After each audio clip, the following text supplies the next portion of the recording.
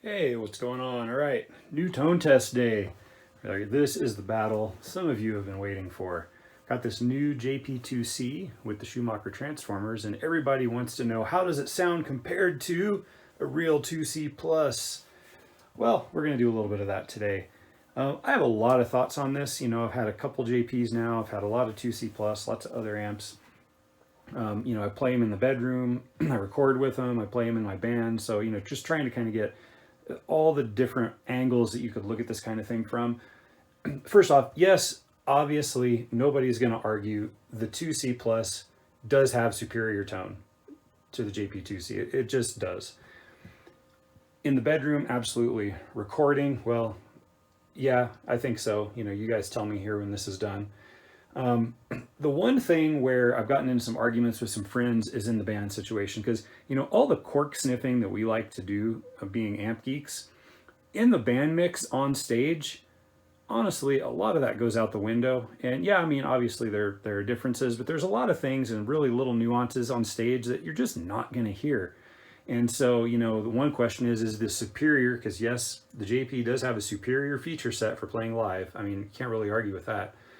Does that outweigh the differences in tone? So the other night I played the JP for the first time at band practice since I got it. And honestly, my drummer and my bass player were like, man, that thing sounds really freaking good. They said they could hear me better than normal. They really liked where it sat and they were super happy with how it sounded. I was super happy with the features, having a full 3 channels and all the things on the foot switch. Plus if I wanted to use MIDI, it has it. Plus I was able to jack the thing into the PA and have it coming out the cab and coming through the PA at the same time, which was pretty awesome. It really filled the room nicely. So, there's a lot to consider there. And I just kind of wanted to talk about it a little bit because it's not always 100% just about the tone when you're geeking out on things in the bedroom. That's a huge part of it, but that's not all of it, depending on what you're utilizing it for. So today what we're going to do is, I've got pretty much the tone that I'm using to record my band's album right now on the 2C plus. It's a switchable plus plus. And I've worked on the JP because the JPs, you do have to kind of be careful. They can be a little boxy. Same thing on the last one that I had. And I kind of deal with that primarily by pulling the 240 and the 750 way down. And that really kind of helps to dial out some of the boxy that these things have built into them. I do think these things naturally have a little bit better upper mids than the 2C plus does. And that's why the guys were saying, hey, they could really kind of hear me better in the mix when we were playing last night. So, little things to consider. But what I did today is I tried to dial it in as close as I could. It's never going to be exact, obviously.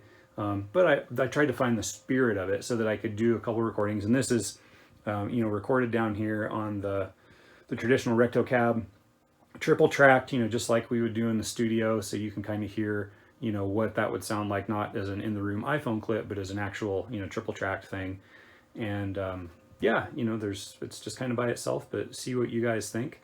Tell me that I'm an idiot for liking this thing or whatever, but I definitely think that it has its place. And, in the band mix, especially when you can get the volume up, if you can get the volume up near noon between like 11:30 and 2 o'clock, if you can get the volume up there, this thing really turns into a different amp than when you're playing down at like 9 or 10 o'clock on the dial. So something to consider, check it out. And ultimately, this is about tone. What do you guys think about the differences in tone? All right, go.